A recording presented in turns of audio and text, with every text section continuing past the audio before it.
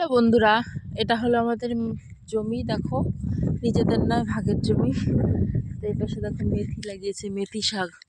এ দেখো ফুল আসা শুরু হয়েছে। একদিন নিয়ে বিক্রি করেছিল, আর এখানে রয়েছে।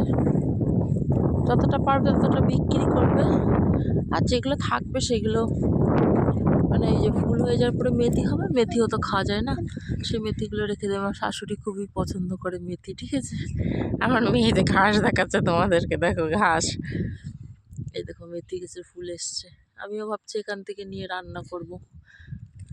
আজকে না, অন্য কোনো দিন রান্না করব, নিয়ে গিয়ে রান্না করব। মানে একদম তরতাজা শাক। এই যে এইটুকু লাগিয়েছে, এইটুকু জমি। আর আমি এসেছি মাঠে। এই যে এদিকে আমাদের ধান লাগানো হচ্ছে, ওই দিকে, ওই দেখো অনেক দূরে, ওই জায়গাটায় যাবো এখন। চলো চলো চলো।